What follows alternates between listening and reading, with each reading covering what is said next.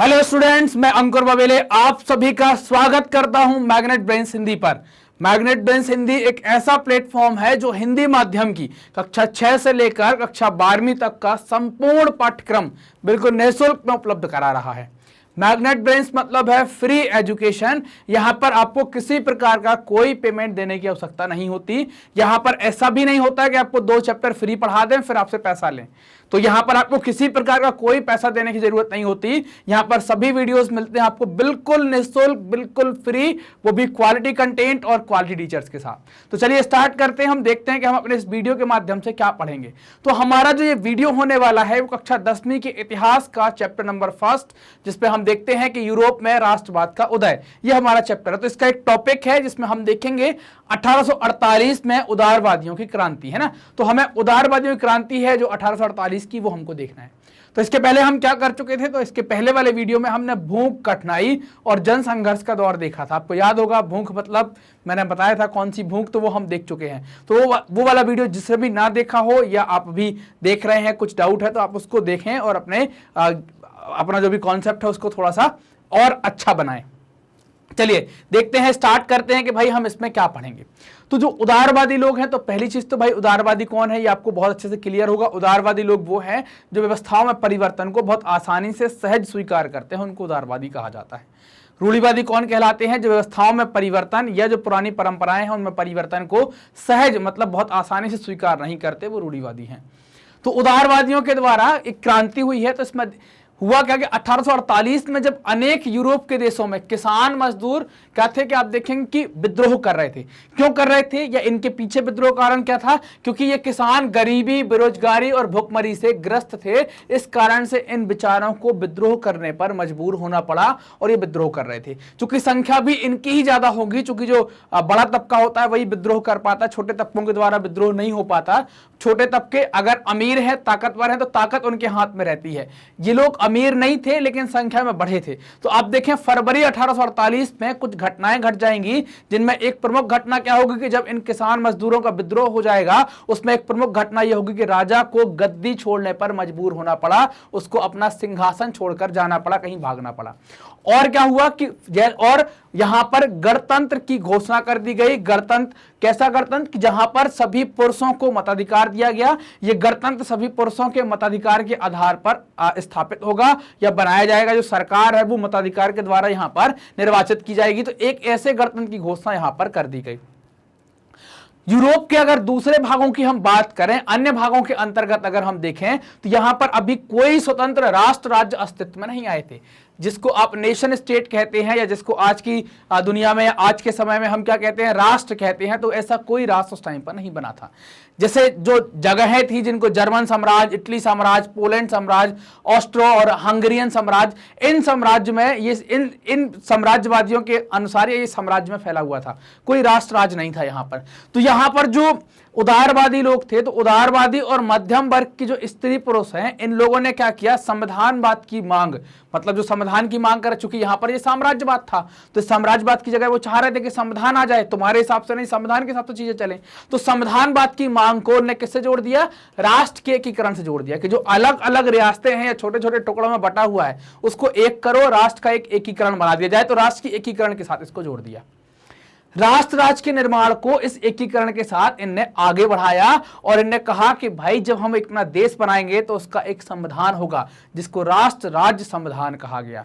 उसमें हमको प्रेस की स्वतंत्रता भी होगी और संगठन बनाने की आजादी भी दी जाएगी। ऐसी मांगे इन लोगों के द्वारा रखी गई जब ये अपने राष्ट्र राज्य के निर्माण की मांग को आगे बढ़ा रहे थे। तो संविधान, प्रेस की स्वतंत्रता और संगठन बनाने की स्वतंत्रताओं को इन्होंने आगे रखा। हुआ क्या, जब ये मांग चल रही थी या ये क्रांतियां चल रही थी या लोगों के द्वारा जो आंदोलन किए जा रहे थे, तो इस दौरान क्या होगा कि सभी लोग जब इकट्ठे होंगे तो वो क्या करेंगे, एक पक्ष में मत देंगे। उनके द्वारा एक सर्व जर्मन नेशनल असेंबली बनाई गई और इस सर्व जनरल नेशनल असेंबली के पक्ष में सभी के द्वारा क्या किया गया, मतदान किया गया। ये क्या है एक प्रकार का, तो ये सर्व जर्मन नेशनल असेंबली जो है वो जर्मनी के राजनीतिक संगठनों के द्वारा बनाई गई। वो राजनीतिक संगठन सभी इकट्ठे हो गए और उनने एक तरफ का पक्ष लिया, सभी ने एक मत लिया कि भाई एक सर्व जर्मन नेशनल असेंबली बन जानी चाहिए, सर्व जर्मन नेशनल असेंबली बन जानी चाहिए। वो बना दी गई और ये सारी घटनाएं कहां हो रही थी? फ्रैंकफर्ट शहर है, वहां पर ये सारी चीजें की जा रही थी। और इस जो नवनिर्वाचित या जो जर्मन असेंबली बनाई गई है ना, ये जर्मन असेंबली इनके द्वारा बना दी गई। तो इस जर्मन असेंबली में इनने कुछ चीजें डिसाइड कर दी कि भाई कितने लोग जाएंगे। तो इसमें 831 लोगों को निश्चित कर दिया कि भाई 831 लोग निर्वाचित होकर इस जर्मन असेंबली के अंदर जाएंगे। तो ये प्रतिनिधि क्या हो गए? फ्रैंकफर्ट की संसद में अपना इन 831 ने अपना स्थान ग्रहण कर लिया। 18 मई 1848 को क्या होगा? 18 मई 1848 को इस जर्मन नेशनल असेंबली की बैठक होगी, इस सर्व जर्मन नेशनल असेंबली की बैठक होगी। और ये बैठक कहां होगी? ये संसद कहां लगती है? सेंट पॉल चर्च में आयोजित की जाती है कि भाई यहां पर हम इस असेंबली को बुला रहे हैं या इसका आयोजन कर रहे हैं। अब क्या होना है कि भाई यहां पर बुला दिया गया, संविधान के लिए बातें की जा रही हैं, तो जर्मन राष्ट्र की बातें की जा रही हैं। जर्मन राष्ट्र के लिए एक संविधान का प्रारूप तैयार किया गया कि भाई हमारा राष्ट्र इस किताब के हिसाब से, इस संविधान के हिसाब से चलेगा, ये तैयार कर लिया गया। एक और बात आई कि हमें अपने एक राष्ट्र का प्रमुख चुनना पड़ेगा, एक राष्ट्र अध्यक्ष चुनना पड़ेगा, लेकिन एक बात होनी चाहिए कि वो राष्ट्र का प्रमुख सबसे ऊपर ना हो, अपितु इस संविधान के नीचे आए। मतलब जो संसद के अधीन हो, है ना, जो संसद के अधीन काम करता हो, संविधान के अधीन आने को तैयार हो। तो कोशिश की गई कि यार एक अच्छा व्यक्ति हमको समझ में आ रहा है, और वो अच्छा व्यक्ति कौन है? प्रुसा के राजा फ्रेडरिक विलेहम फोर्थ। तो फ्रेडरिक विलेहम चतुर्थ के पास ये लोग गए कि भैया आ जाओ और ये राष्ट्र के अध्यक्ष का पद बना लो। लेकिन आप राष्ट्र के अध्यक्ष के पद पर बैठोगे, लेकिन आप राष्ट्र के सबसे बड़े व्यक्ति नहीं हो, संविधान के नीचे आओगे, संसद के अधीन में रहोगे। तो इसने क्या कर दिया? इस प्रस्ताव को अस्वीकार कर दिया, बोले हमको नहीं बनना तुम्हारे यहाँ का राष्ट्र का प्रमुख। और उल्टा क्या किया कि जो लोग इसके विरोध में थे, जो निर्वाचित सभा का विरोध करने वाले राजा थे, उन राजाओं के साथ ये मिल गया, उन राजाओं का इसने साथ देना स्टार्ट कर दिया। अब इस दौरान होगा क्या कि इस दौरान कुलीन वर्ग और सेना का विरोध धीरे धीरे बढ़ता चला जाएगा। जब कुलीन वर्ग और सेना का विरोध बढ़ रहा है तो संसद भी अपना क्या हो रही है? सामाजिक अधिकार खोते चली जा रही है, सामाजिक अधिकार उसका कमजोर होते चला जा रहा है, कम होते चला जा रहा है। तो संसद के अंदर जो प्रभावशाली वर्ग था या जिनका प्रभुत्व ज्यादा था, वो प्रभावशाली वर्ग था मध्यम वर्ग, इनका प्रभाव ज्यादा आ गया। ये मध्यम वर्ग के लोगों ने क्या गलती कर दी? ये जैसे ही प्रभावशाली हुए तो ये अपने नशे में चूर हो गए और इनने क्या किया कि जो मजदूर और कारीगरों की जो मांगे हैं, उन मांगों का ये विरोध करने लगे। उनका समर्थन इन्हें नहीं किया कि भाई तुम्हारी मांगे जायज हैं, सुनते तो कि भाई क्या है, सही है, कुछ तो करते, इनने बिल्कुल विरोध करना स्टार्ट कर दिया।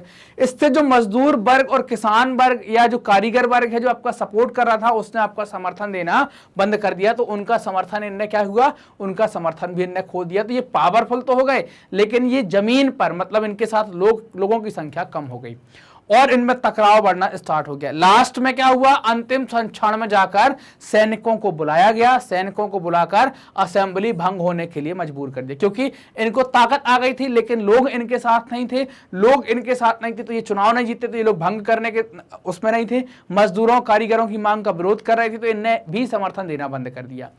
अब असेंबली भंग नहीं हो रही थी तो मजबूरी में सेना को बुलाया गया, लास्ट में अंत में सेना को बुलाया गया और असेंबली भंग होने पर मजबूर हुई कि अब उसको भंग होना पड़ा। अब सेना आ गई है, तुम्हारे पास वोट है नहीं, तुम्हारे पास कोई समर्थन है नहीं, अब मजबूरी में असेंबली को भंग कर दिया गया। तो असेंबली यहाँ पर ऐसे भंग हो जाती है।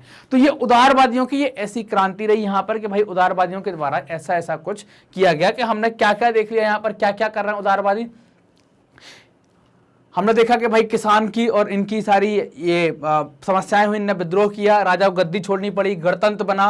यूरोप में जब सब जगह राष्ट्र राज्य कॉन्सेप्ट नहीं था, वहां पर साम्राज्यवाद था, तो उदारवादी मध्यम वर्गीय पुरुषों ने क्या किया? संविधानवाद के साथ साथ राष्ट्रवाद को भी जोड़ दिया।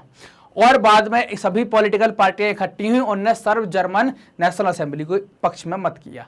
ये सर्व जर्मन नेशनल असेंबली जो बनी तो इसमें 831 लोग गए। 18 मई 1848 को इसकी बैठक हुई और इसने अपना एक संविधान का प्रारूप तैयार किया, एक प्रमुख व्यक्ति के लिए चुनने की कोशिश की। वो व्यक्ति कौन बना? प्रुसा के राजा फ्रेडरिक विलेहम चतुर्थ को यह प्रस्ताव दिया गया, इनने अस्वीकार कर दिया और विरोधी राजाओं के साथ जाकर मिल गए। कुलीनबर्ग सेना का विरोध बढ़ा, संसद का सामाजिक आधार कमजोर हुआ और संसद में प्रभावशाली वर्ग कौन सा हो गया? मध्यम वर्ग। लेकिन इसने भी किसान मजदूरों का और कारीगरों का समर्थन खो दिया क्योंकि ये उनकी मांग का विरोध कर रहे थे। तो लास्ट में सेना आई और फिर मजबूरी में क्या भंग करना पड़ा आपको? आपकी जो नेशनल असेंबली है उसको भंग करना पड़ा, वो भंग कर दी गई। तो ये पूरा उदारवादियों का विद्रोह यहाँ पर हमने देखा हुआ था। अब इस विद्रोह के दौरान हमने देखा कि भाई जो उदारवादी विद्रोह कर रहे थे, तो यहाँ क्या था कि उदारवादी आंदोलन में एक प्रमुख मुद्दा ये बन जाता है। क्या प्रमुख मुद्दा होता है? कि महिलाओं को राजनीतिक अधिकार दिए जाएं या ना दिए जाएं। ये बड़ा एक विवादास्पद मुद्दा हुआ करता था उदारवादी आंदोलनों के दौरान। तो जो महिलाएं हैं वो बड़ी संख्या में सक्रिय रहा करती थी। अपन ने कई बार बात की है कि महिलाएं जो है बड़ी सक्रिय तरीके से कार्य करती थी। उन्होंने अपने राजनीतिक संगठन भी बनाए, उनके द्वारा अखबार भी निकाले, राजनीतिक बैठकें भी उनके द्वारा की और प्रदर्शनों में भी उनके द्वारा भाग लिया गया, शिरकत की गई। असेंबली के चुनाव के दौरान उनको मताधिकार से वंचित कर दिया गया, उनको वोट का अधिकार नहीं दिया गया। उनको बोला गया कि संसद में आ जाओ और खड़े रहकर, है ना, दर्शक बनकर आप देखते रहो। देखो क्या बोला गया कि ये महिलाएं आ गई ना, ये ऐसे खड़े होकर, ये खड़ी हैं महिलाएं, यहाँ पर आप देख पा रहे होंगे, ये खड़ी हैं, आ जाओ। और ये बैठे हैं, इनके सारे मेंबर, है ना, ये कौन बैठे हैं? वो जो 831 मेंबर चुने गए हैं, वो बैठे हैं। ये अपने संविधान सभा जो इनकी नेशनल असेंबली उनके चेयरमैन बैठे हैं। और ये महिलाओं को खड़ा कर दिया गया कि वो तुम खड़े रहो दर्शक के तरीके से, प्रेक्षक दर्शक बने रहो बस, और आप कुछ ज्यादा कर नहीं सकते। तो महिलाओं के साथ ये उदारवादी आंदोलन के दौरान ये हो रहा था कि भाई उनको राजनीतिक अधिकार उतने नहीं दिए गए थे। रूढ़िवादी जो ताकतें हैं वो 1848 में उदारवादी आंदोलनों को, जो भी क्रांति के दौरान गद्दी पर बैठे, इनको दबाने में तो सफल हो जाती हैं, इनको दबा देती हैं। लेकिन इस दौरान रूढ़िवादी लोग जो है वो समझ गए कि राजा लोग समझ गए कि भाई अब थोड़ा सा गड़बड़ है। तो वो पुरानी व्यवस्था को तो बहाल नहीं कर पाए, लेकिन उनको जो चीजें समझ में आई, उनको क्या समझ में आई कि एक चीज है रियायत। रियायत का मतलब होता है छूट। तो उनको एक चीज समझ में आई कि रियायत अगर दी जाए तो हम थोड़ा सा मजबूत हो सकते हैं। तो उन्होंने कैसी रियायत दी कि रियायत देकर क्रांति और दमन के चक्र को समाप्त कर सकते हैं, कि भाई ना तो क्रांति होगी ना हमको दबाना होगा और ये चक्र समाप्त हो जाएगा। इससे क्या हुआ कि जो रूढ़िवादी लोग हैं इनके प्रभुत्व का रास्ता साफ हो गया, इनको प्रभुत्व एकदम स्थापित हो जाता है इन सबसे, क्योंकि वो ये चीज समझ गए थे कि रियायत दो, लोग विद्रोह नहीं करेंगे, हमको दबाना नहीं पड़ेगा और इससे हमारी ताकत जो है, हमारी सत्ता वो है, वो लंबे समय तक स्थापित हो जाएगी यहाँ पर। तो ये क्रांतियों के दौरान हमने रूढ़िवादियों की बात भी देखी कि भाई इनके द्वारा क्या किया गया, तो इन्होंने उदारवादियों को हरा दिया और ये सब कुछ हुआ। और अपनी गद्दी पर स्थापित होने के लिए, अपनी सत्ता को या अपनी ताकत को बढ़ाने के लिए छूट का सहारा लिया, रियायत का सहारा लिया। इससे क्रांति और दमन के चक्र को उन्होंने समाप्त कर दिया। 1848 के बाद होता क्या है कि आप देखें, 1848 के बाद मध्य और पूर्वी यूरोप में जो परिवर्तन प्रारंभ हो रहे हैं, वो परिवर्तन पहले ही हो चुके हैं 1815 में पश्चिमी यूरोप के अंदर। पश्चिमी यूरोप में सारे परिवर्तन पहले ही हो चुके हैं जो 1848 में अब यहां पर हो रहे हैं मध्य और पूर्वी यूरोप में। कौन से? भूदासत्व और बंधुआ मजदूरी को समाप्त कर देना और ज्यादा स्वायत्तता देना।